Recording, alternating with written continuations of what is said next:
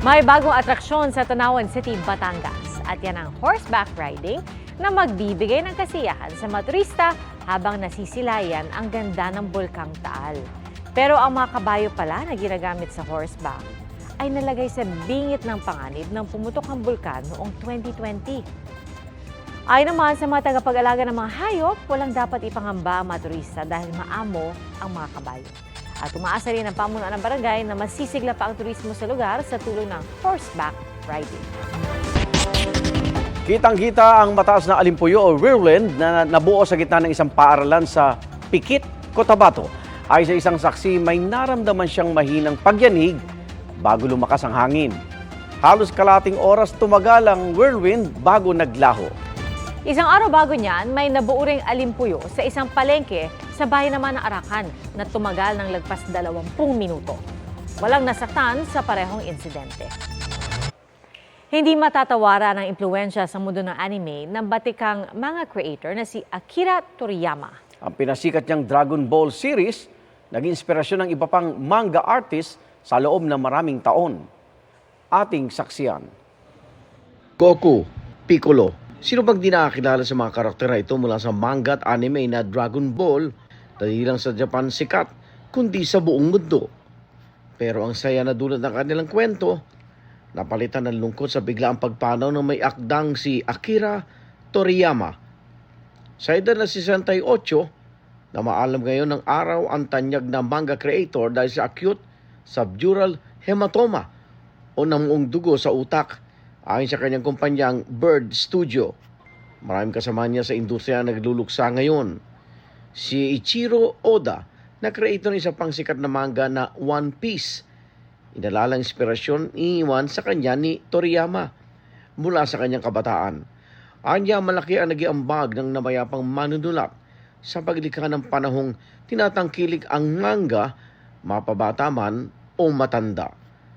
Nagpahayag din ng pasalamat at respeto ang Naruto creator na si Masashi Kishimoto. Anya ang Dragon Ball ang nagsalba sa isang batang taga-probinsya na tulad niya.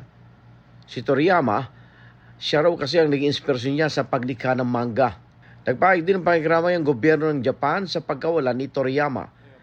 Ayon kay Japanese Chief Cabinet Secretary Yoshimasa Hayashi, malaki ang ambag ni Toriyama para makilala sa buong mundo ang Japanese content, gayon din sa paglago ng kanilang turismo.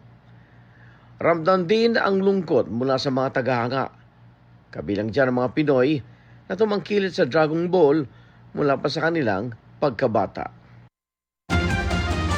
Hey! Binulabog ng dose-dosenang kangaroo ang golf course sa isang country club sa Victoria, Australia. At sa dami ng nagtakbo ang kangaroo, naglayuan ang mga golf player. Wala namang nasaktan sa insidente pero naantala ang paglalaro ng ilang golfer. Hindi pa malinaw kung bakit naroon ang mga kangaroo. Mahigit 200 mag-aaral ang dinukot ng isang armadong grupo sa isang pampublikong paaralan sa Nigeria. Ang kwento ng isang guro, nangyari ang pagdukot sa mga biktima matapos ang kanilang morning assembly. Ay sa isang konsehal doon, nasa 100 bata ang inisyal na kinuha ng mga suspect mula sa primary school, pero kalaunan ay pinakawalan. Nakatakas naman ang ilan.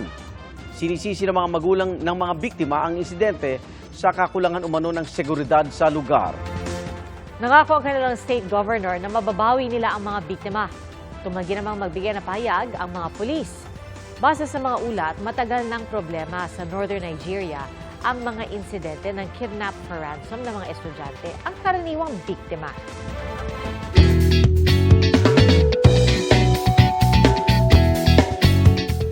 Kinaaliwan ng netizens ang lolang vlogger na tila pumaparty in the USA. Pero sa likod ng kanyang nakakaaliw na vlogs, may matinding pinagdaanan si Lola. Ating saksihan.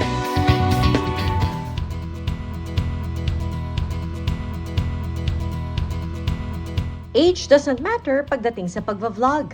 Pinatunayan niya ng isang lola mula Pangasinan. Dahil all the way from the Philippines, lumipad si Lola Julie Awanan, aka Lola Geng Geng Geng sa Amerika. Konjak sa Arkansas, again, betul na ayaw. Mga kalarak sa antak sa Amarosas na piyas. Ang 68-year-old na lola, Gina G, sa pag-shoutout niya sa mga manonood. At ang vlogs ng kanyang pag-party in the USA, nakuha ang kiliti ng netizens. Nag-umpisa po ito nung pinashare po ako ng anak ko sa cherry blossom po. Ang akala ko doon sa cherry blossom, dahil first time ko po nakita, nagbulaklak ko yung isang puno ng kamyas. Pero masaya man sa harap ng camera si Lola Julie, marami siyang pinagdaanan sa buhay.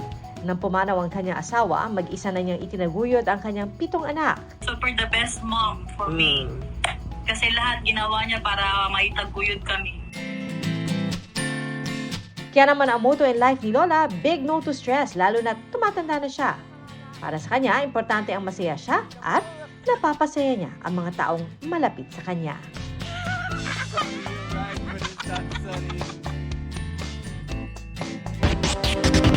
Salamat Igan sa inyong pagsaksi. Ako naman Arnold Clavio. Ako po si Pia Arcangel para sa mas malaki misyon at sa mas malawak na paglilingkod sa bayan. Mula sa GMA Integrated News, ang News Authority ng Pilipino. Hanggang sa Lunes, sama-sama tayong magiging saksi!